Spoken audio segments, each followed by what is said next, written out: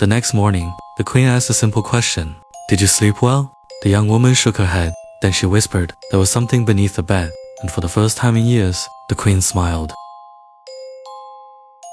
Long ago, there lived a prince who wished to marry a true princess. Princesses arrived from every corner of the world. Some were kind, some were beautiful, some were both. Yet none seemed to satisfy the royal family. The queen insisted there was only one way to know, a very unusual test. One after another, young women arrived at the castle gates, yet each left disappointed. The prince remained unmarried, and the queen continued her search, year after year. As the years passed, the test became a tradition throughout the kingdom. Everyone knew of the queen's strange obsession. Each mattress had to be placed perfectly, every blanket arranged with care. And on the night of each test, no servant was allowed near the royal guest chamber. No one questioned the rule, but many wondered why. Then one stormy night, a young woman arrived at the castle gates. Her dress was soaked from the rain, and she claimed to be a princess seeking shelter. The queen welcomed her warmly, but behind her smile, she was already judging her worth. That night, the queen prepared her famous test. A single pea was placed beneath hundreds of layers of mattresses. The kingdom believed the test revealed a true princess, but that was never its purpose. The test was meant to find someone sensitive enough to be accepted. The young woman barely slept. Again and again, she felt something beneath her. The next morning, the queen asked the usual question. Did you sleep well? The young woman shook her head. No, there was something beneath the bed. At once, the queen smiled. The prince rejoiced, and the servants applauded. The kingdom had finally found its bride. Before the wedding, the queen explained, there was one final tradition, an ancient ceremony beneath the castle. The bride must attend alone. The young woman agreed, exactly as she had planned. The queen led her through forgotten corridors, down winding staircases. Beneath the foundations of the kingdom, the air grew colder, the walls grew older. At the bottom, they entered a vast chamber. There, the young woman saw them.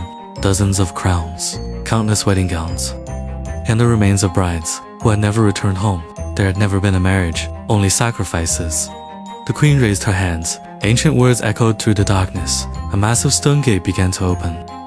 From beyond it, a single golden eye stared back. The creature had fed for centuries. The queen stepped aside, waiting for the creature to claim its newest offering. But the young woman did not run. She did not scream. She smiled. Slowly, she reached beneath her gown and drew a blade. She was never a princess. She was a hunter, sent by a distant kingdom. For years, she had followed stories of missing brides, chasing rumors of the creature beneath the castle. And now, she had finally found it. The creature roared. The chamber shook. Stone cracked. Torches fell. And for the first time, something fought back. The hunter lunged forward. Her blade flashed through the darkness.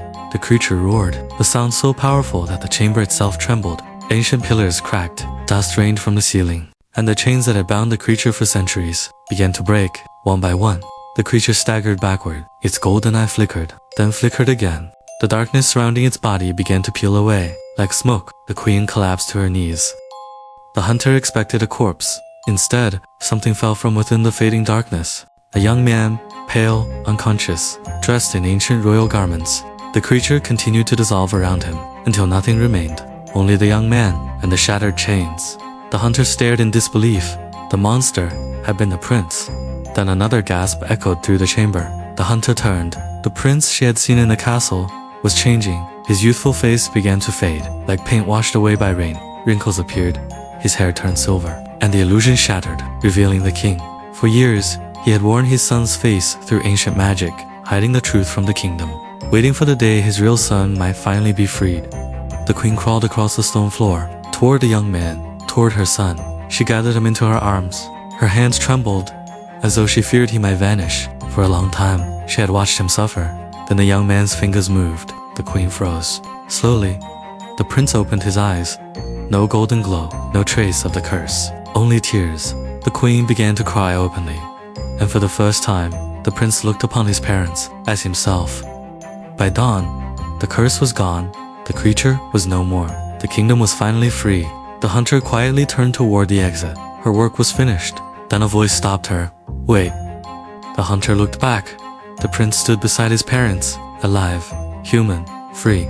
For the first time in his life, he smiled. Thank you. The hunter returned the smile. And from that day forward, the kingdom no longer searched for brides, because at last, it had found its prince.